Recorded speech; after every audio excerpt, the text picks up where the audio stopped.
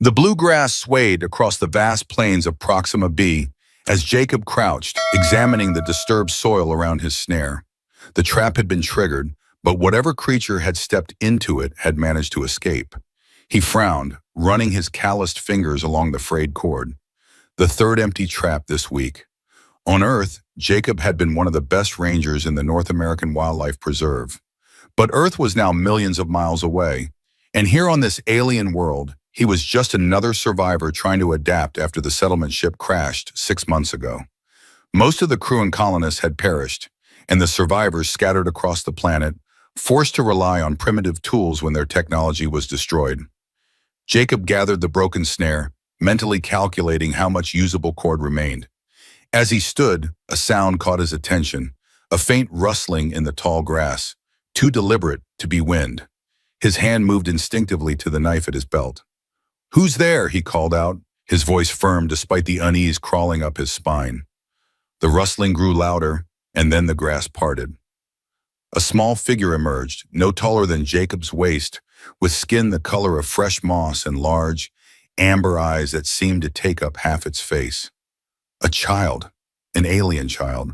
Jacob had heard rumors of intelligent native species from other survivors, but this was his first encounter. The child clutched a wounded arm, green blood seeping between slender fingers. Its clothing appeared crude but functional. Woven plant fibers dyed in earthy tones. "Did you set this?" the child asked in surprisingly clear English, though with an accent that made the words sound like they were being sung rather than spoken. "Please, my mom is caught in your trap." Jacob felt his stomach drop. "What trap? Where?" The child pointed with its uninjured arm toward the east. "Big hole. She fell. Can't climb out. Hurting bad." Jacob cursed under his breath. The pit trap. He had dug it 3 days ago, intending to catch one of the large predators that had been stalking the area. He had lined the bottom with sharpened wooden stakes and covered it with a thin layer of branches and bluegrass. It was designed to kill, not capture. "Take me there," Jacob said, grabbing his pack and the coil of rope slung across his shoulder. The child moved with surprising speed despite its injury, leading Jacob through the dense grass. After 15 minutes of brisk walking, they reached a spot where the grass had been visibly disturbed. Jacob could see his handiwork, the collapsed covering of the pit and the exposed edges of the hole he had dug. "Mom!" the child called out, rushing to the edge. "Tara, stay back from the edge!" a female voice called from below, pain evident in her tone. Jacob approached cautiously, dropping to his knees to peer into the pit. The hole was about 12 feet deep, the bottom bristling with sharpened wooden stakes pointing upward like a forest of spears. Between those deadly spikes, he could see her, an adult female of the child species, her green skin darker, her body longer and more slender than a human's. She had fallen into the pit, but had somehow managed to wedge herself between the stakes, avoiding being impaled. One of her legs was bent at an unnatural angle, clearly broken. "I'm trapped," she called up, her amber eyes finding Jacob's. There was fear there, but also a fierce determination. "The walls crumble when I try to climb." Jacob felt a wave of guilt wash over him. He had created this trap to protect himself, never considering it might endanger intelligent beings. "I'm going to get you out," he said firmly. "My name is Jacob. I'm the one who set this trap. I'm sorry." "Apologies won't mend my leg," she replied, her voice sharp with pain, "but help would be appreciated." Jacob quickly assessed the situation. The pit's walls were indeed unstable, loose soil that would give way under any significant pressure. The stakes at the bottom meant he couldn't simply drop down to help her. He would need to be lowered carefully. "I need to secure the rope," he told the child. "Tara, can you help me find a strong tree or rock nearby?" Tara nodded and pointed to a twisted, trunk-like plant about 20 feet away. Its roots spread visibly above ground, anchoring it firmly in the soil. Jacob tested it, putting his full weight against it. It didn't budge. He secured one end of his rope around the base of the plant, tying a series of knots he had learned during his ranger training. He created a simple harness for himself with the other end, looping it around his thighs and waist. "I'm coming down," he called to the trapped woman. "Try not to move. The stakes might shift if you do."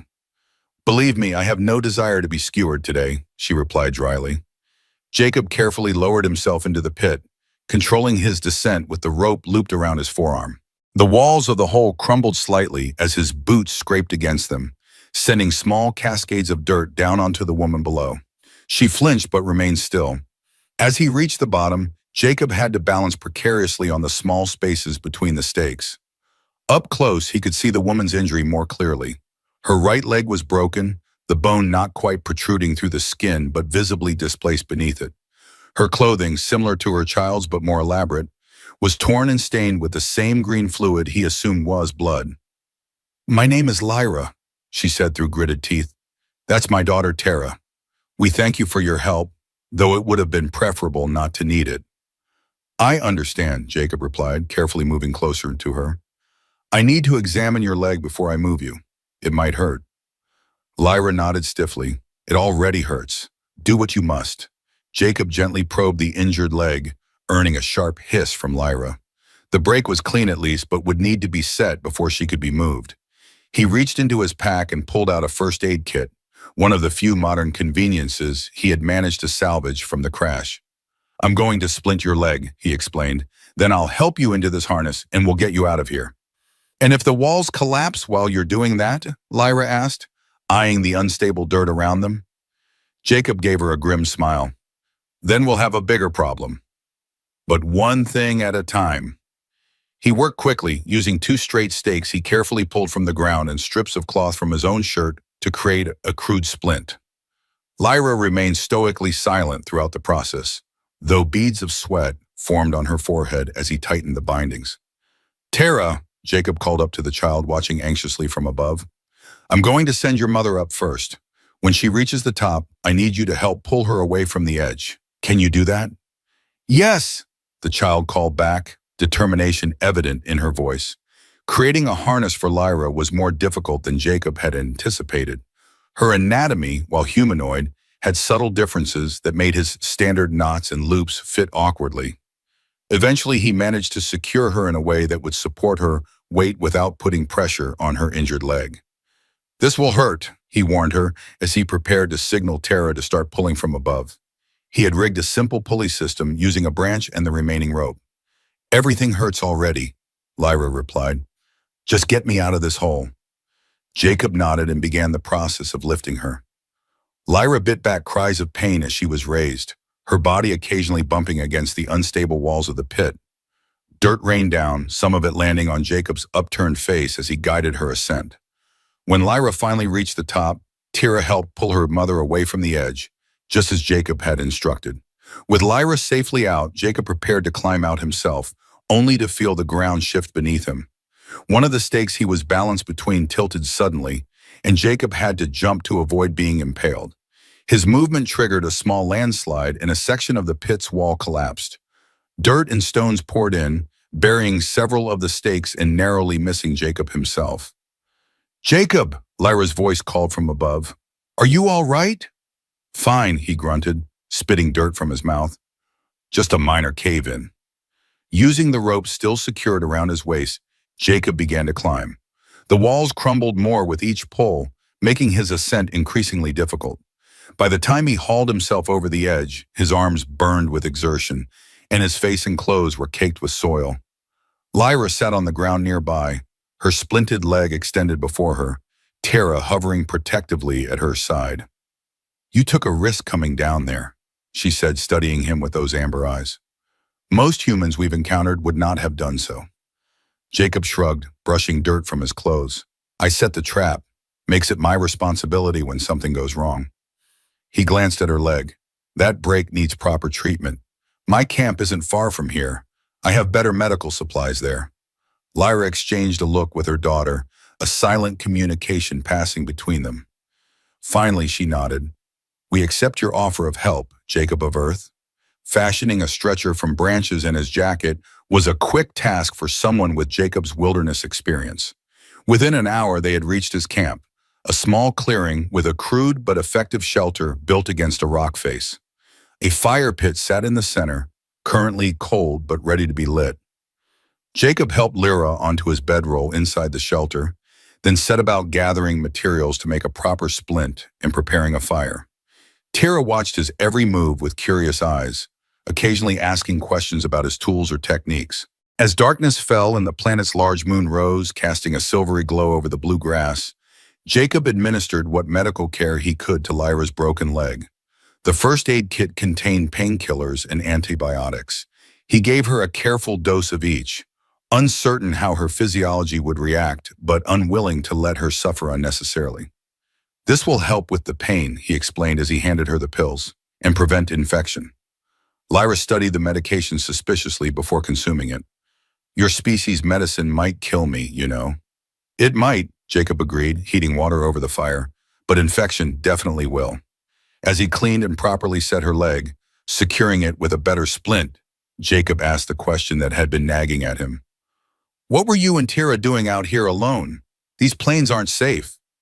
Lyra was silent for a long moment, her gaze fixed on the fire. Finally she spoke, her voice low enough that Tira, who had fallen asleep nearby, wouldn't hear. "Our settlement is 3 days' journey north of here," she began. Or was. 6 days ago, it was attacked by the Crawl, the apex predators of this region. Massive creatures with armored hides and teeth longer than your knife. She gestured to the blade at Jacob's belt. They usually hunt alone, but this was a pack. 15, maybe more. Jacob had seen the creatures from a distance. Hulking quadrupeds with ridged backs and elongated jaws. He had been careful to avoid their territory. "We had defenses," Lyra continued. "Walls, weapons, but not enough. They broke through at night. The slaughter was—" She closed her eyes, pain of a different sort crossing her features. "Tara and I escaped only because we were in the gathering fields when the attack began. We heard the screams and ran. We've been moving south ever since, hoping to find another settlement of our kind." "I'm sorry," Jacob said quietly. "I know what it's like to lose everything." Lyra's amber eyes fixed on him, searching. "Yes, I think you do." She shifted, wincing as the movement jostled her injured leg. "The human crash site. We saw it from a distance. Few survived, I'm told." Jacob nodded, memories of fire and screaming briefly overtaking his thoughts. Few enough. They sat in companionable silence for a time, two survivors from different worlds united by loss. "You should rest," Jacob finally said. "The medicine will help, but healing takes time." "And what then?" Lyra asked. "When I am healed enough to travel." Jacob hadn't thought that far ahead. "We'll figure that out when the time comes. For now, focus on healing." The days that followed fell into a rhythm. Jacob would hunt and forage while Tira often accompanied him, her natural curiosity making her an eager student of his survival techniques. "Why do you live alone?" she asked him on the third morning, as they inspected a snare that had caught a small rabbit-like creature with 6 legs and blue fur. "I'm better on my own," he replied, though the words felt less true than they had a week ago. "No one is better alone," Tira said with the simple certainty of a child.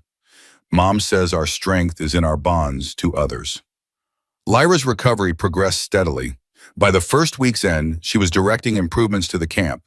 Her knowledge of local materials proved invaluable as they reinforced the shelter and redesigned the fire pit. Their peaceful routine was shattered on the 15th day.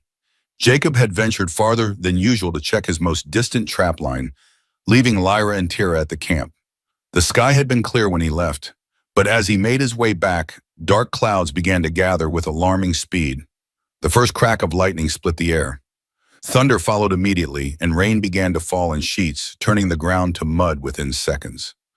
Jacob broke into a run, concern for Lyra and Tira driving him forward despite the treacherous footing. He was within sight of the camp when he heard Tira's panicked screams.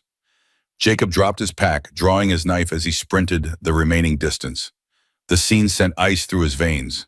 Their shelter was partially collapsed, and Tira stood at the edge of the clearing, backing away from a creature Jacob had never seen before.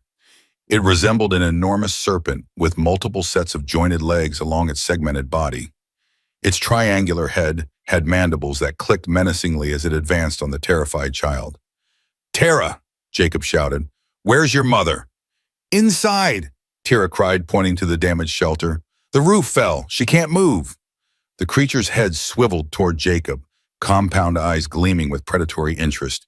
It abandoned its pursuit of Tara and turned, its body undulating as it changed direction with unexpected speed. Jacob had seconds to make a decision. He could face the creature head-on, but his knife seemed woefully inadequate against its armored exoskeleton. Or he could try to reach the shelter to help Lyra escape before the rest of the structure collapsed. The decision was made for him when the creature charged. Jacob dove to the side, rolling through the mud and coming up in a defensive crouch. The creature overshot its target, crashing into the remains of the fire pit. Embers scattered, some landing on the creature's wet skin with a hiss of steam. It recoiled, mandibles clicking furiously. Jacob seized the opportunity, grabbing a burning branch from the disturbed fire. Fire. All predators feared fire, even on Earth. He hoped the same would be true here. "Tara!" he shouted over the continuing storm. "Get to the shelter! Help your mother!" The child nodded, darting around the perimeter of the clearing, while the creature's attention remained on Jacob. He waved the burning branch, keeping the flames between himself and the threat. The creature retreated slightly, its multiple legs skittering on the wet ground. But it didn't flee as Jacob had hoped. Instead, it began to circle, looking for an opening. Away past the flames, Jacob backed toward the shelter, keeping the fire between them. "Lyra!" he called. "Tara! Status!" The main support beam fell. Lyra's voice came from within the damaged structure. "It's across my legs. I can't move it alone." The creature chose that moment to attack again, lunging not at Jacob but at the burning branch he held. Its mandibles closed around the wood, wrenching it from his grasp with a strength that nearly dislocated his shoulder. The branch fell to the mud, flames sputtering in the rain. Now disarmed, Jacob faced the creature with only his knife. It reared up, the front third of its body rising into the air, mandibles spread wide to reveal rows of serrated teeth within its maw. Jacob threw himself to the side as it struck, feeling the rush of air as it missed him by inches. He slashed with his knife as it passed, the blade skittering off its armored segments with barely a scratch. Rolling to his feet, Jacob sprinted for the shelter. If they were going to survive, they needed to stick together. He ducked inside the partially collapsed structure to find Lyra pinned beneath a heavy wooden beam, Tara struggling futilely to lift it. "It's following," Jacob warned, adding his strength to Tara's efforts. The beam shifted slightly, but not enough for Lyra to free herself. Outside, the creature circled the shelter, its segmented body visible through gaps in the damaged walls. The rain continued to pour, further weakening the already compromised structure. "We need leverage," Lyra said, her voice tight with pain, but her mind clear. "There, that branch, use it as a lever. Tara, be ready to pull me out when the beam lifts." Jacob grabbed the branch she indicated, wedging it under the beam and using a rock as a fulcrum. With a grunt of effort, he pushed down on the makeshift lever. The beam rose just enough for Tara to help Lyra slide free, her splinted leg dragging uselessly behind her. No sooner had she cleared the beam than the creature smashed through the remaining wall of the shelter. The entire structure began to collapse around them. "Out! Now!" Jacob shouted, grabbing Lyra and practically throwing her toward the gap that had once been the doorway.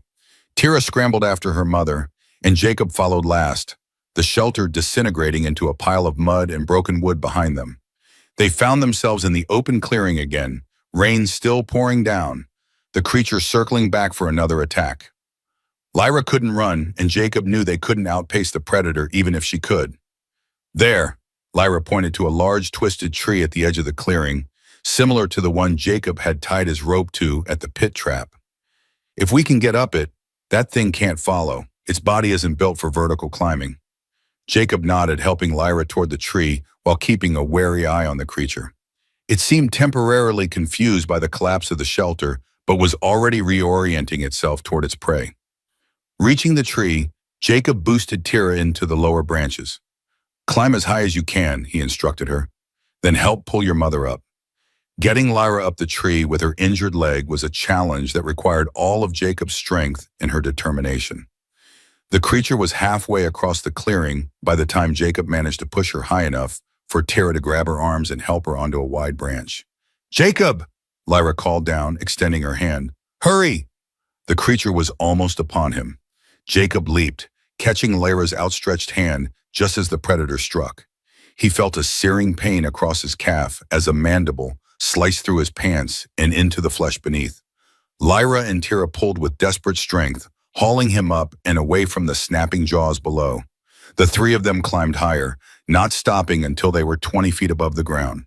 The creature circled the base of the tree, mandibles clicking in frustration as it tried and failed to find a way up the trunk. "What is that thing?" Jacob gasped, examining the bleeding gash on his leg. "Segmented stalker," Lyra replied, tearing a strip of fabric from her clothing to bind his wound. "They usually hunt in the forest, not the plains. The storm must have driven it out of its territory." They huddled together in the branches as the storm raged on. The stalker remained below, circling the tree with predatory patience. Night fell, bringing with it a bone-deep cold as their wet clothes clung to their bodies. "We can't stay here all night," Jacob said through chattering teeth. "We'll freeze." "The stalker won't leave while it can sense us," Lyra said grimly. "They're relentless hunters."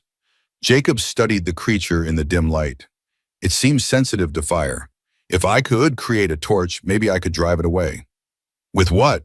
Lyra gestured to their sodden surroundings. "Everything's soaked through."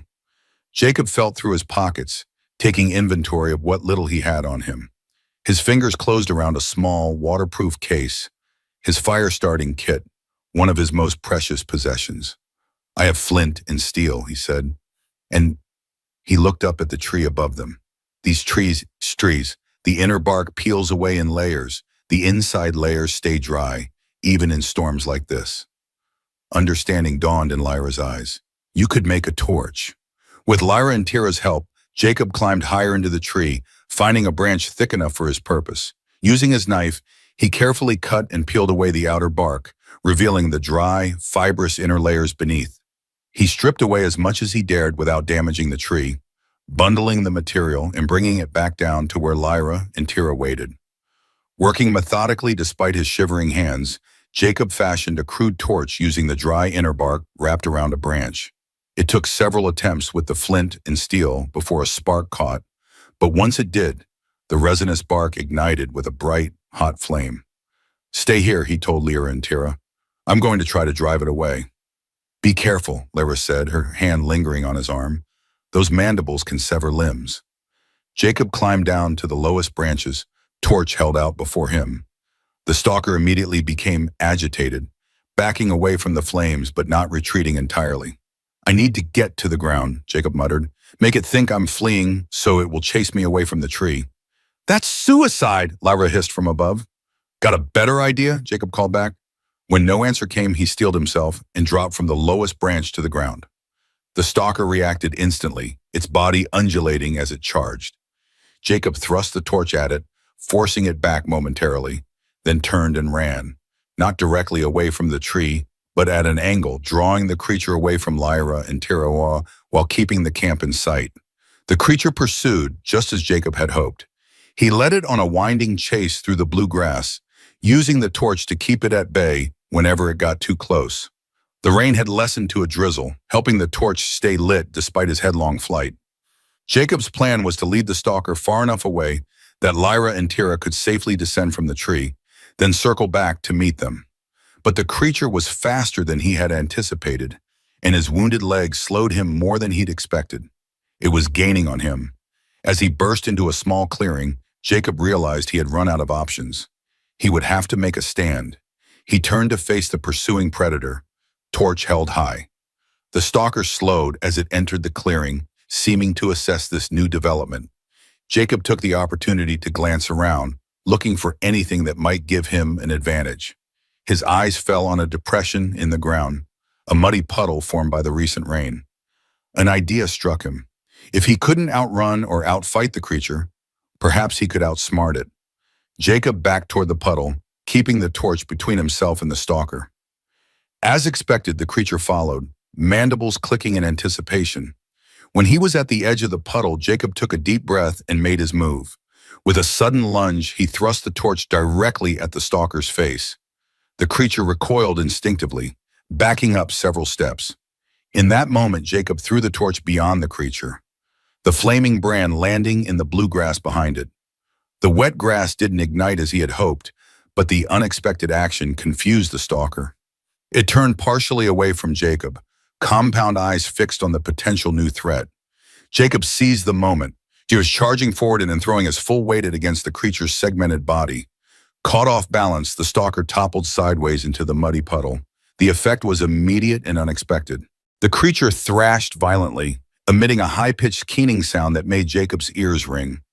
The mud seemed to be causing it extreme distress.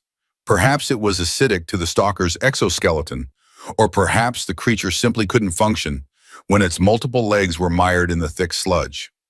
Not waiting to find out which, Jacob retrieved his torch and ran back toward the tree where he had left Lyra there and Tara. His leg burned with each step, blood soaking his pant leg, but adrenaline kept him moving. When he reached the tree, he found Lyra and Tara already on the ground, Lyra leaning heavily on her makeshift crutch. "We saw what happened," Lyra said, relief evident in her voice. "Quick thinking." "It won't hold it for long," Jacob panted. "We need to move. The camp is destroyed. We need to find new shelter before that thing frees itself or more predators come." Despite their exhaustion and injuries, they set off into the night, Jacob supporting Lyra while Tara carried the torch. They moved as quickly as they could manage, putting distance between themselves and the trapped stalker. After an hour of difficult travel, they found what they were looking for: a small cave set into a rocky outcropping. Jacob checked it thoroughly for signs of inhabitants before deeming it safe enough for temporary shelter. Inside, they collapsed in exhaustion. Jacob used the last of the torch's light to examine his wound properly. The gash was deep, but had missed any major blood vessels. Lyra helped him clean and bind it using strips torn from his already ruined pants. "You saved our lives," she said quietly as she worked. "Again." Jacob shook his head. "We saved each other, and we're not safe yet. That storm destroyed everything we had." "Not everything," Lyra countered. She reached into a pouch at her waist and pulled out a handful of seeds. "I grabbed these before the roof collapsed. Plants from our settlement, fast-growing, edible.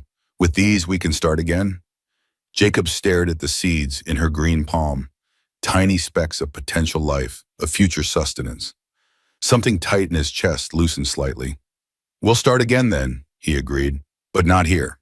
It's too exposed. We need to find somewhere more defensible." "The forest to the south," Lyra suggested. "My people have settlements there, natural defenses against the crawl and other predators." "South it is," Jacob agreed, "once we've recovered enough to travel safely." They spent 3 days in the cave, recovering from their injuries and gathering what supplies they could from the surrounding area. Jacob fashioned new weapons, a spear and a sturdier knife, while Lyra created carrying pouches from the fibrous bark of nearby plants. Tara proved adept at finding edible fungi that grew in the shadowed recesses of the rocks, supplementing their meager diet. On the 4th day, they set out southward, toward the distant line of trees that marked the beginning of the forest. Jacob's legs still pained him, and Lyra relied heavily on her crutch, but they moved with the determination of survivors who had endured worse. The journey was slow and fraught with danger. Twice they had to hide from crawl, hunting parties that prowled the plains. Once they spent an entire day sheltering in a shallow depression as a vast herd of 6-legged herbivores thundered past, the ground shaking beneath their countless hooves. Water became their most pressing concern as they left the regions Jacob knew well. The plains grew drier, the bluegrass sparser, and the few watering holes they found were often claimed by territorial creatures. On the 6th day of their journey, their water supply exhausted, they spotted a gleaming pool in the distance. Approaching cautiously, they found a spring-fed pond with clear water, surrounded by a different variety of blue grass. "It looks safe," Jacob said, kneeling to examine the water. "Wait," Lyra said sharply, grabbing his arm. "Look at the grass." Jacob followed her gaze. The blue grass near the water's edge moved slightly, not with the wind, but with a rhythmic pulsing motion.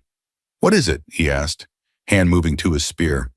"Lura grass," Lyra replied, pulling him back. "It's carnivorous. The blades secrete a paralyzing toxin. When prey comes to drink, the grass immobilizes them until they collapse. Then the pool itself, it's not water, but a digestive fluid. The whole thing is one massive organism." Jacob stared at the innocent-looking pool with new respect and fear. "How do you recognize it?"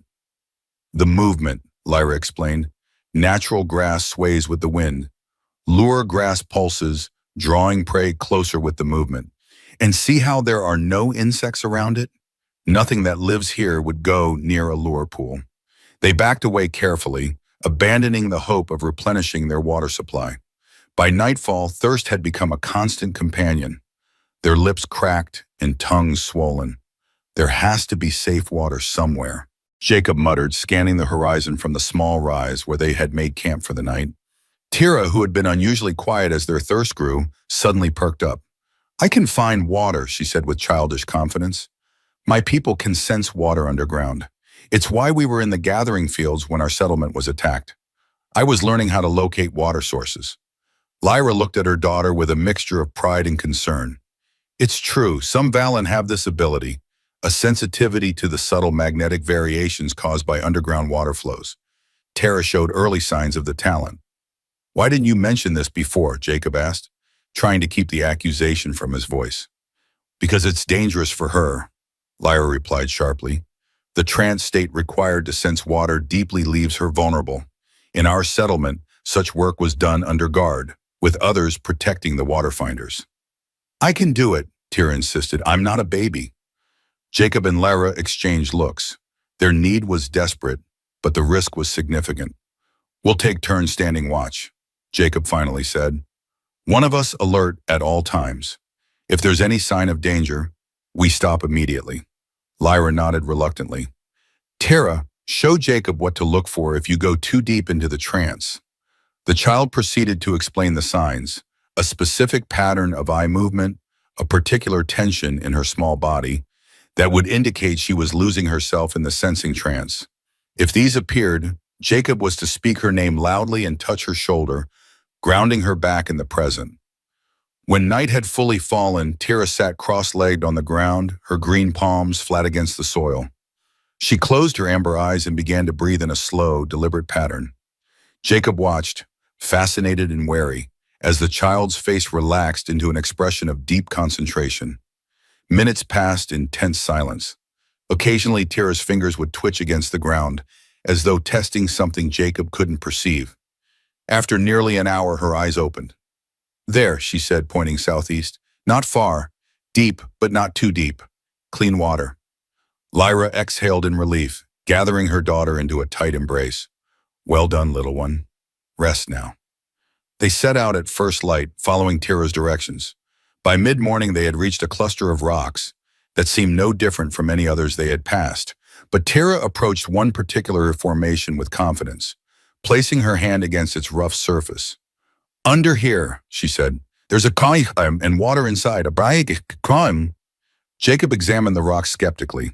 There was no visible opening, no sign of an entrance to any cave system. These rocks aren't natural, Lyra observed, running her hand over a section that, now that Jacob looked more closely, did seem too regular to be formed by natural processes. They're constructed, a hiding place. Working together, they managed to shift one of the smaller boulders, revealing a narrow opening, just wide enough for them to squeeze through if they removed their packs first. Abemon. Jacob went first, spear at the ready, Tira's assurances notwithstanding. The passage descended steeply, opening into a small chamber that glittered in the dim light filtering from above. The walls were lined with crystalline formations that reflected and amplified the meager light, creating an ethereal blue glow. In the center of the chamber was a pool of water, clear and still, seemingly untouched for years. It's beautiful, Lyra breathed, as she and Tira joined him in the chamber. Jacob approached the pool cautiously, testing the water with his fingertips before bringing them to his lips. It was cool and fresh, with a slightly mineral taste that suggested it was fed by an underground spring. They drank deeply, replenishing their bodies, then filled their water containers. As his desperate thirst abated, Jacob began to examine the chamber more carefully. This isn't natural, he said, indicating the too perfect curve of the walls, the carefully placed crystals. Someone made this. My people, Lyra confirmed, examining markings on one wall that Jacob had taken for natural striations, but now recognized as some form of writing. This is an ancient water cache from before our settlements became permanent. Our ancestors would create these hidden reservoirs along migration routes. So we're on a path to your people's settlements, Jacob reasoned. This is good news. We're heading in the right direction. They rested in the cool chamber for several hours, recovering from their ordeal and planning the next stage of their journey. The water cache included small niches carved into the walls that contained preserved food, ancient but still edible thanks to preservation techniques Jacob didn't understand but was grateful for. Refreshed and resupplied, they continued southward with renewed hope. The edge of the forest, which had seemed an impossible distance away, now grew visibly closer with each day's travel. On the 10th day of their journey from the destroyed camp, they reached the first outlying trees of the great southern forest. The transition from bluegrass plains to woodland was gradual. Isolated trees gave way to scattered groves, which eventually thickened into true forest. The trees themselves were unlike any Jacob had seen on earth. Their trunks spiraled upward, bark the color of burnished copper, with broad, fan-shaped leaves in shades of deep blue and purple. The forest floor was carpeted with soft moss that glowed faintly in shadowed areas, providing just enough light to navigate by even as the dense canopy blocked most of the sunlight. "We should be safer here," Lyra said as they moved deeper into the forest. "The crawl rarely venture this far into the trees. Their bodies are built for the open plains."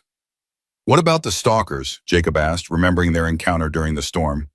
"A concern," Lyra admitted, "but they're solitary hunters, not pack predators like the crawl, easier to avoid or fight off if necessary." They established a new camp in a small clearing, building a more substantial shelter than they had managed on the plains. The forest provided abundant materials, flexible branches for framework, broad leaves for roofing, and soft moss for bedding. The days that followed were almost peaceful. Food was plentiful in the forest, fruits, nuts, and fungi that Lyra identified as safe for consumption, as well as small animals that Jacob caught using snares and traps designed specifically for the forest environment. Lyra's leg healed enough that she no longer needed the crutch, though she still walked with a noticeable limp. Jacob's wound closed cleanly, leaving a jagged scar that pulled slightly when he ran. They might have stayed in that clearing indefinitely, building a life together in the solitude of the forest, if not for Tara. The child, while content with their company, clearly longed for the society of her own kind, especially other children. Jacob often caught her gazing southward, in the direction where Lyra believed the nearest Valen settlement lay. On the 30th day since their meeting at the pit trap, Jacob made a decision. "We should continue south," he said as they sat around the fire that evening. "Find your people's settlement." Lyra looked up from the basket she was weaving, surprise evident in her amber eyes. "You want to seek out a settlement? I thought you preferred solitude." Jacob glanced at Tira, who was pretending not to listen while playing with a small toy he had carved for her. "Some things are more important than preferences," he said quietly. "Tara needs more than just us. She needs friends, community, the chance to grow up among her own kind." "And you?" Lyra asked, setting aside her weaving. "What do you need, Jacob?" The question caught him off guard. What did he need? For so long, survival had been his only concern, first on Earth as it slowly died, then on the colony ship during the long journey, and finally on this alien world after the crash. He had never stopped to consider what might lie beyond mere survival. Looking at Lara and Tira in the flickering firelight, he realized the answer had been forming without his conscious awareness. "I need this," he said simply. "Not just survival, but living. You and Tira, you've reminded me what that means." Lyra's expression softened, and she moved to sit beside him, her green hand finding his. "Then we continue south," she agreed, "together." They departed the next morning, following game trails that Lyra believed would lead them toward the settlement. The forest grew denser as they traveled, the trees taller and more tightly packed, making navigation challenging. Without Lyra's innate understanding of the woodland patterns, Jacob knew he would have quickly become lost. On the third day of this new journey, they encountered the first sign of the Valen settlement, a carved marker similar to those they had found at the water cache, but newer, its edges still sharp and unweathered. "We're close," Lyra said, tracing the symbols with her fingers. "Perhaps only a day's journey now." That night, as they made camp, a tension hung in the air that hadn't been present before. Tomorrow they would likely reach the settlement, and all three knew that their relationship would inevitably change in ways they couldn't fully predict. "Will they accept me?" Jacob asked as they sat by the fire. Tira already asleep nearby. Lyra considered the question carefully. There will be suspicion at first, she admitted. Humans are known to my people, but relationships between our species have been variable. Some humans trade fairly with our settlements. Others take what they want by force, Jacob finished grimly. He had heard stories from other survivors about encounters with native species that had ended in violence, usually initiated by the humans. Yes, Lyra said quietly, but you are different. You have proven that through your actions. And you come with me, vouching for your that will count for much. Their peaceful approach to the settlement was shattered the next morning. They had been walking for less than an hour when Lyra suddenly froze, her head tilting as she listened to something Jacob couldn't hear. What is it? He whispered, hand moving to his spear. Crawl, she hissed, eyes wide with fear. A hunting party, moving fast, coming this way. Jacob strained his ears and caught it then, the distinctive heavy tread of multiple large bodies moving through the underbrush, the occasional crack of breaking branches. How many? He asked, already scanning their surroundings for defensive positions or escape routes. Too many, Lyra replied grimly. At least a dozen, maybe more, and they're between us and the settlement. Jacob made a quick decision. Up, he said, pointing to the nearest large tree.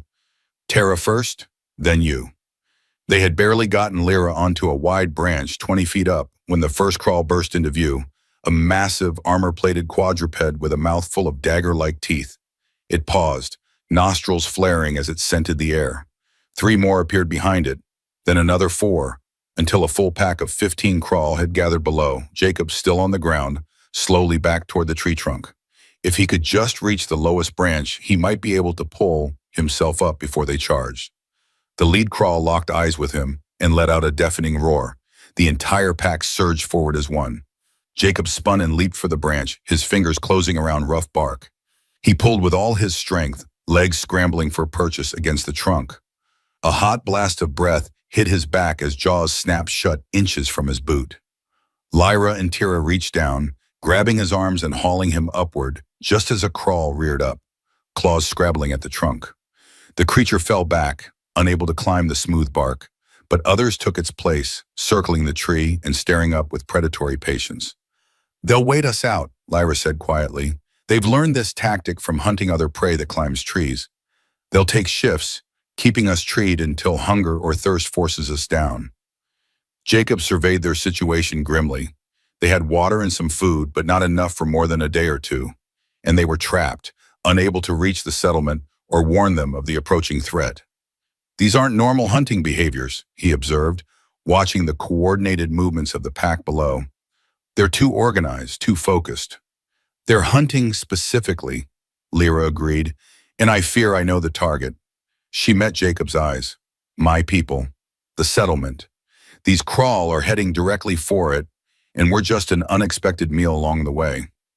Jacob felt a chill that had nothing to do with the forest's shade. We need to warn them, he said. But how? We can't outrun the crawl, and we can't fight this many. Tira, who had been unusually quiet, suddenly spoke up. The water caves, she said. They're all connected underground. That's what I sensed when I found the water cache. There's a whole network beneath the forest floor. Lyra stared at her daughter. You sense that? From the surface? Tira nodded. The water moves between them, and some of the tunnels are big enough for people. The elders used to tell stories about how our ancestors would travel beneath the ground during times of danger.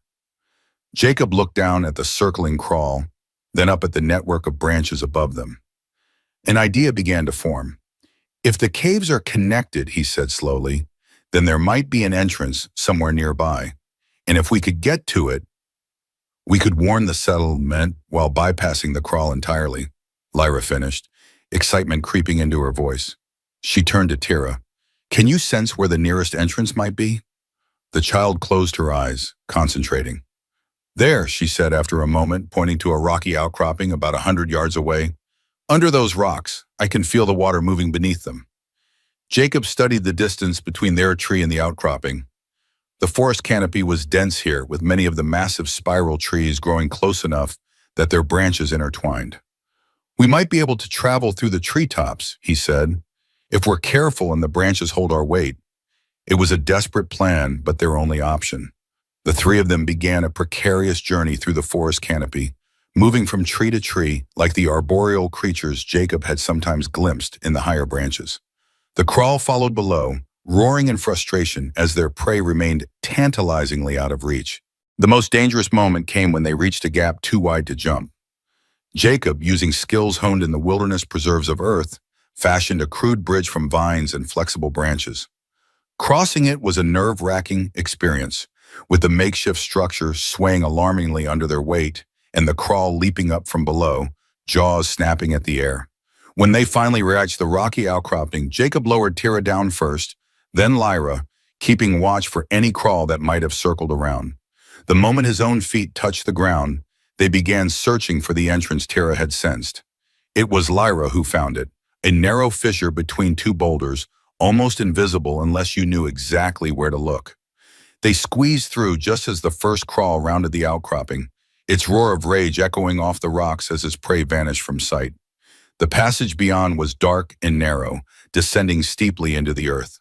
They moved slowly, using a torch Jacob fashioned from resinous wood to light their way.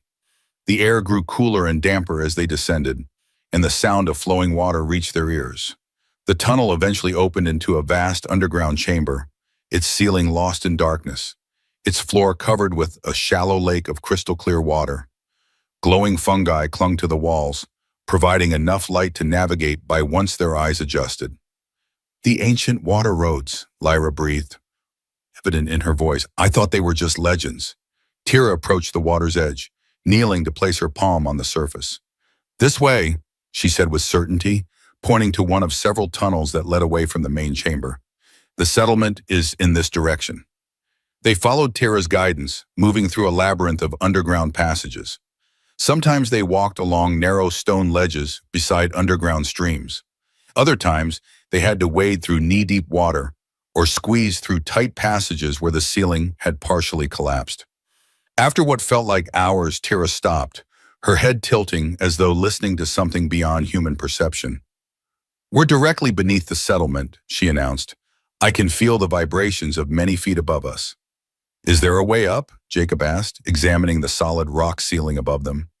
"There should be," Lyra said, running her hands along the wall. "The old stories speak of hidden entrances within each settlement, known only to the elders and the waterfinders." They searched the chamber methodically, tapping on walls and testing loose rocks. Finally, Tira called out in excitement, pointing to a section of wall that appeared no different from any other to Jacob's eyes. "Here," she said confidently, "this is the way up." Lyra joined her daughter, examining the wall carefully. "There's a pattern," she murmured, tracing her fingers along nearly invisible lines carved into the stone. "A locking mechanism of some kind." Working together, mother and daughter pressed specific points in a complex sequence. With a grinding sound, a section of the wall swung inward, revealing a vertical shaft with handholds carved into its sides. "I'll go first," Jacob volunteered, handing the torch to Lyra. "If there's danger up there, better I face it alone." The climb was arduous, the ancient handholds worn smooth by centuries of use. When Jacob reached the top, he found himself facing another stone door, this one with a simple lever mechanism. He pulled it cautiously, ready for anything.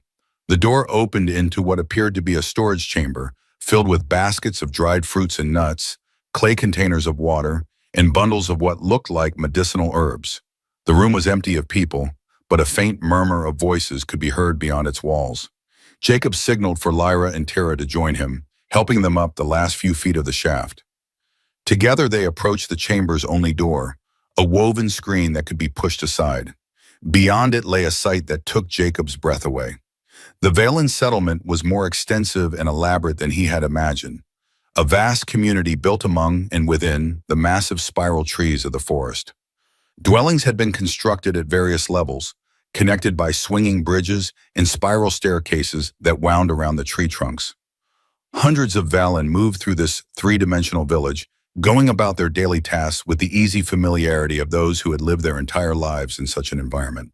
Their emergence from the storage chamber caused an immediate stir. The nearest Valen froze, staring at the two of their kind accompanied by a human, all three filthy and bedraggled from their underground journey. An elderly Valen male approached, his green skin darkened with age. intricate patterns painted across his chest and face that Jacob guessed signified some position of authority. Outsiders, he said in the Valen language, which Jacob had been learning from Lyra during their weeks together. How did you come to be in the sacred storeroom? Lyra stepped forward, speaking rapidly in their native tongue. Jacob caught mentions of the destroyed settlement, the crawl pack, and their journey through the underground passages. The elder's expression grew increasingly grave as Lyra spoke. When she finished, he turned and barked orders to several younger Valen nearby, who dispersed immediately to different parts of the settlement. You bring dire warnings, Outlander, the elder said, switching to accented English for Jacob's benefit. If what you say is true, a crawl hunting pack approaches our settlement with purpose. Not by chance, Mott. It's true, Jacob confirmed. At least 15 of them, moving with coordination I've never seen in natural predators. The elder studied Jacob with penetrating amber eyes. Few humans would risk themselves to warn our kind. What are you to them? Before Jacob could answer, Lyra placed her hand on his arm. He is Shorin Ka to us, she said firmly, bound by shared survival, stronger than blood. The elder's eyes widened slightly, the only indication of his surprise. Shorin Ka is not claimed lightly among our people, he said, but now is not the time to verify such claims. If the crawl come, we must prepare. The next hours were a blur of activity. The settlement mobilized with impressive efficiency, evacuating the youngest and eldest to the highest levels of the tree dwellings, while warriors and hunters prepared defenses below. Jacob found himself included in the War Council, a group of the settlement's most experienced fighters gathered in a central meeting area. His knowledge of the crawl's movements and behavior was valued, though some of the Valen clearly remained suspicious of him. Traditional defenses will not be enough, the lead hunter argued, gesturing to the perimeter traps and barriers already in place around the settlement. Not against so many crawl hunting with purpose. We need to change the battlefield, Jacob suggested. Use the environment against them. The crawl can't climb, but they're devastating on open ground. We need to force them into positions where that advantage is neutralized. A female warrior with elaborate battle scars across her arms nodded agreement. The ravine to the north, it's narrow enough that they would have to come through single file. A killing ground, another hunter added. But how do we lure them there instead of to the settlement? Jacob thought of the pit traps he had used on the plains, of the stalker he had tricked into the mud puddle. Bait, he said slowly. Something they want enough to follow, even if it means taking a different path. The War Council fell silent, all eyes turning to him. What do the crawl want more than anything? Jacob asked. To kill, the lead hunter replied grimly. It's what they were made for. Jacob shook his head. No, they want specific targets. They've been hunting Valen settlements deliberately. Something about your people draws them. He turned to Lyra. You said they attacked your settlement at night when everyone was gathered close together. What if they're drawn to concentrations of Valen, to the sound or scent of many of your kind in one place? Understanding dawned in Lyra's eyes. So we create a false target, make them think a group of us is fleeing the settlement, draw them away to the ravine, while the real defense happens there. Not here, Jacob finished. We choose the battlefield, not them. The plan came together quickly after that. A small group of the fastest Valen warriors would create a false trail leading away from the settlement toward the ravine, carrying items soaked in the communal oils the Valen used in their daily grooming, scents that would be irresistible to the hunting crawl. Meanwhile, the main defensive force would set up in the ravine itself, using the high ground and narrow passage to their advantage. Archers would position themselves on the cliffs above, while spear wielders would form a phalanx at the ravine's narrowest point. I'm going with the bait team, Jacob announced as they finalized the details. I'm faster on open ground than most of your warriors, and I know how the crawl move and think. Lyra, who had been included in the council due to her experience with the previous attack, shook her head vehemently. It's too dangerous. The bait team will have the closest contact with the crawl. That's why I need to be there, Jacob insisted, to make sure the timing works, to adjust if the crawl don't react as expected. The lead hunter studied Jacob thoughtfully. The human speaks wisdom, he acknowledged, and shows courage. If he claims Shorin Ka with one of our own, he should be allowed to defend as one of our own. Lyra clearly wanted to object further, but the logic was sound. Instead, she drew Jacob aside as the council dispersed to implement the plan. "You promised we would face things together," she reminded him, her amber eyes intense. "Do not make me a liar by dying today." Jacob pressed his forehead to hers in the gesture they had developed. "I have no intention of dying," he assured her. "We have too much living left to do."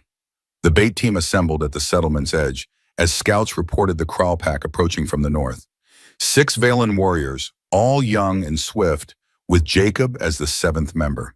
Each carried a small pouch of the communal oils, designed to leave a scent trail the Crawl would follow. "Remember," Jacob told them as they prepared to move out, "we need to stay just ahead of them, close enough that they don't lose interest, far enough that they can't catch us. When we reach the ravine, split up and climb to safety. The archers will cover you." The warriors nodded, respect in their eyes, despite his alien nature. They had seen how he contributed to the defense plan, how he willingly put himself at risk for their people. The bait mission began smoothly enough. The team moved quickly through the forest, leaving clear signs of passage and liberal applications of the scent markers. Soon the sounds of pursuit confirmed their plan was working. The Crawl had diverted from their direct approach to the settlement and were following the bait team instead. Jacob ran with the Valen warriors, impressed by their speed and agility through the dense forest. They leaped fallen logs, ducked under low branches, and navigated treacherous root systems with the ease of those born to this environment. The first complication came when one of the warriors stumbled, his foot caught in a hidden hole. Jacob heard the snap of breaking bone, followed by a cry of pain quickly stifled.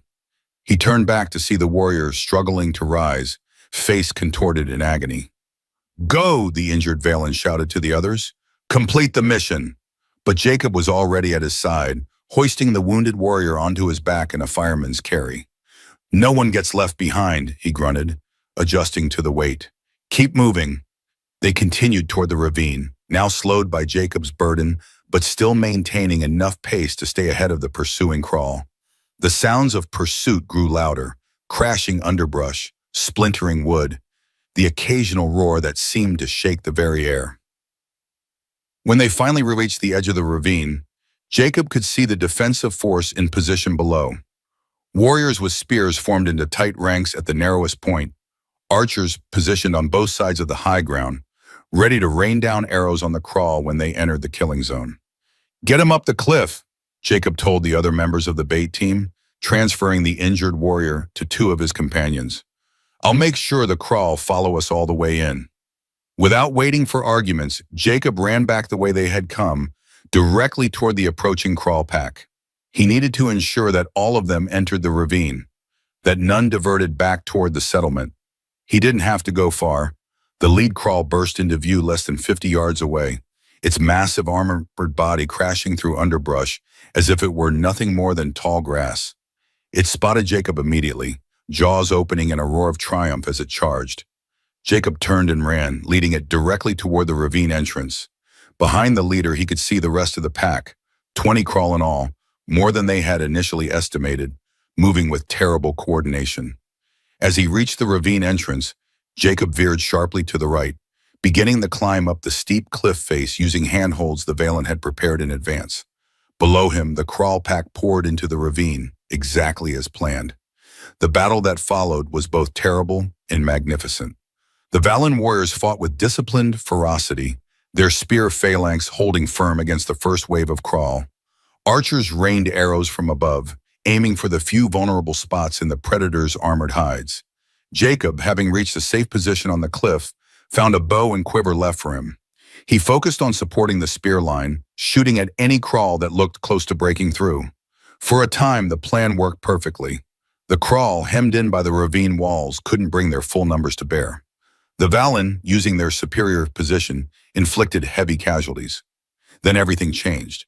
The Crawl at the back began climbing over their own dead, using the bodies as ramps to reach higher ground. Some began clawing their way up the ravine walls, not with the ease of the Valen climbers, but with determined savagery. "They're adapting," Jacob shouted to the nearest Valen commander. "They're finding a way to climb." The commander barked orders, redirecting some of the archers to target the climbing Crawl. But there were too many. and the angles were difficult. Some of the predators reached the top of the ravine, where they immediately attacked the archer positions. Jacob found himself in direct combat with one such crawl, a smaller but no less deadly member of the pack that had managed to claw its way up near his position. Having exhausted his arrows, Jacob drew his knife, a pathetically inadequate weapon, against the armored predator.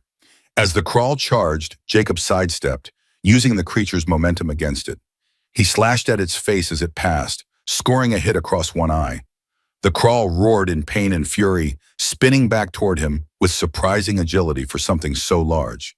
Jacob backed away, looking desperately for a better weapon or defensive position. His foot slipped on loose stones and he fell hard, the breath knocked from his lungs. The crawl was on him in an instant, jaws descending toward his exposed throat. A green blur intercepted the attack, a Valen warrior launching herself onto the crawl's back, driving a spear deep into the junction between its head and body. The creature convulsed once, then collapsed, nearly crushing Jacob beneath its weight. Rolling free, Jacob looked up to thank his savior and found himself staring into Lyra's amber eyes. "You're supposed to be at the settlement," he gasped. "And you promised we would face things together," she retorted, yanking her spear free from the dead crawl. "I don't make promises I don't keep. Neither should you." There was no time for further discussion. The battle had devolved into a series of desperate individual conflicts as the crawl continued to find ways up the ravine walls. The carefully planned killing ground was becoming a chaotic melee. Jacob and Lyra fought back to back, defending a section of the cliff edge against the climbing crawl. All around them, similar battles raged as the Valen warriors struggled to maintain their advantage of high ground. Just when it seemed they might be overwhelmed by the sheer tenacity of the crawl, a new sound rose above the din of battle, a deep, resonant horn call that echoed through the ravine. Jacob felt the sound more than heard it, a vibration that seemed to reach into his very bones. The effect on the crawl was immediate and shocking. They froze in place, their aggressive movements ceasing as if they had been switched off. Some that had been in mid-leap actually fell from the air like puppets with cut strings, crashing lifelessly to the ground. The horn sounded again, and the few crawl that had maintained some animation now also stilled, their bodies rigid, eyes vacant. A stunned silence fell over the battlefield. The Valen warriors looked at each other in confusion, spears and bows still raised against enemies that no longer posed any threat. "What happened?" Jacob asked, turning to Lyra. "What was that horn?" Before she could answer, a figure appeared at the far end of the ravine, tall and slender, with skin not green like the Valen, but a deep, luminous blue. It wore robes that seemed to shift color with each movement, and its features were vaguely humanoid, but with an alienness that made Jacob instinctively wary. "Guardian," Lyra breathed, lowering her spear and dropping to one knee. All around them, the Valen warriors did the same. The figure approached, moving with a fluid grace that suggested it wasn't quite bound by the same physical laws as everything else. As it drew closer, Jacob realized it wasn't walking at all, but hovering slightly above the ground. "Rise, children of the forest," the Guardian said, its voice resonating in a way that reminded Jacob of the horn call. "The danger has passed." Jacob remained standing as the Valen rose, unable to tear his eyes from this impossible being. It turned its attention to him, eyes that seemed to contain galaxies studying him with ancient intelligence. "Human," it said, the word neither accusation nor greeting, simply acknowledgement. "Far from home, yet finding new bonds. Interesting." "What are you?" Jacob asked, ignoring Lyra's warning hand on his arm. "What did you do to the crawl?" The Guardian's expression shifted in a way Jacob couldn't quite interpret. Perhaps amusement, perhaps approval of his directness. "I am Watcher," it replied, "guardian of balance in this region. The crawl are not natural creatures, but weapons created long ago by those who sought dominance. They were abandoned here when their creators left, programmed to remain dormant unless activated." Someone activated them deliberately, Jacob realized, sent them after the Valen settlements. "Yes," the Guardian confirmed, "an old enemy of the Valen, one who has discovered how to manipulate the ancient control signals. I have nullified this particular pack's programming, but others remain. The threat is not ended, merely paused." The Valen commander approached cautiously. Great Guardian, we have not seen your kind in many generations. The stories say you withdrew from the world, choosing to observe rather than interact. Balance was maintained without our intervention, the Guardian replied. Until now, the activation of the crawl as weapons rather than natural predators threatens the equilibrium of this region. It cannot be permitted. It turned its attention back to Jacob. You fought to protect those not of your kind. You risked yourself for others when you could have remained safe. Such actions resonate with the deeper patterns. Before Jacob could respond, the Guardian extended a hand toward him. A small object floated from its palm to hover before Jacob. A crystal similar to those in the underground water cache, but pulsing with an inner light. A key, the Guardian explained, to places of safety should you need them. The ancient network extends throughout this world, accessible to those who know how to find it. Your bond with the Valen child who senses water will make its use possible. Jacob hesitantly plucked the crystal from the air. It felt warm in his hand, almost alive. Thank you, he said, uncertain what else to say to such a being. The Guardian's attention shifted to the Valen commander. The enemy who controls the crawl will not stop with this failure. Prepare your people. Unite the scattered settlements. The old alliances must be renewed. With those cryptic words, the Guardian began to fade from view, its form becoming translucent, then transparent until only a faint shimmer in the air marked where it had stood. The shimmer too vanished, leaving only the eerie stillness of the deactivated crawl as evidence that anything unusual had occurred. The Valen commander was the first to break the stunned silence. We must return to the settlement, he said firmly. The Guardian's warning cannot be ignored. Messages must be sent to all Valen communities. The warriors gathered their weapons and wounded, leaving the dormant crawl where they lay. Jacob walked beside Lyra, the crystal key clutched in his hand, his mind racing with questions about what they had just witnessed. You knew about these Guardians? He asked her as they made their way back through the forest. Lyra nodded. They are part of our oldest stories, beings who were here before my people, who shaped the world in ways we barely understand. But they have been absent for generations, observing but never interfering. She glanced at the crystal in his hand. For one to appear and give you a gift, it is unprecedented in living memory. When they reached the settlement, they found Tara waiting anxiously with the elders. The child ran to them, throwing her arms around both Jacob and Lyra simultaneously.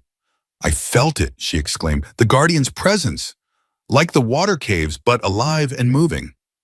The settlement's council of elders approached, their ancient faces solemn. The eldest, a female with skin so dark it was almost black, addressed Jacob directly. Human, she said, her voice surprisingly strong for one so obviously ancient. You have fought for our people when you had no obligation to do so. The Guardian has acknowledged you with a gift. These things cannot be dismissed or ignored. She turned to Lyra. You claimed him as Shorinka. Is this truly your belief? Not a convenience of the moment or a debt of gratitude, but the deep bond our people hold sacred? Lyra met the elder's gaze steadily. It is, she said simply. We have faced death together and emerged with a bond stronger than blood. He is family to me and to Tara now. The elder nodded slowly, then turned back to Jacob. Then by our oldest laws, you are welcome among us, human Jacob, not as a guest or a traitor, but as one connected to our people through the bond of Shorinka. A murmur ran through the assembled Valen, not of protest, Jacob noted with relief, but of acknowledgement and acceptance. The Guardian spoke of an enemy, the elder continued, her tone growing grave, one who controls the crawl and threatens all Valen settlements. We must prepare for difficult times ahead. She looked at Jacob intently. Your knowledge of human ways and weaponry may prove invaluable in the coming conflict. Will you stand with us? Jacob looked at Lyra and Tara, then at the Valen who had fought beside him in the ravine. Warriors who now regarded him with respect rather than suspicion. Here, against all odds, he had found not just survival, but belonging, a purpose beyond mere existence. I will, he promised. Whatever comes, we face it together. That night, as the settlement celebrated their victory and prepared for the challenges ahead, Jacob sat with Lyra and Tara on a high platform overlooking the forest canopy. The crystal the guardian had given him rested between them, its gentle pulse synchronizing with their heartbeats. What do you think it means? Tira asked, watching the crystal with fascination. The guardian choosing you? Jacob shook his head. I don't know, but I suspect we'll find out soon enough. Lyra's hand found his, her green fingers intertwining with his pink ones with surprising naturalness. Whatever comes, she echoed his earlier words, we face it together, as family, as Shor and Ka. Above them, the planet's single moon rose, casting it its silver light over the forest that had become their home. Not the home any of them had been born to, not the home they had expected to find, but the home they had built together, stronger for having been forged in adversity, more precious for having been found against all odds. As for the crystal, the guardians, and the enemy who controlled the Krell, those were challenges for tomorrow. Tonight was for celebrating survival and the bonds that made it worthwhile.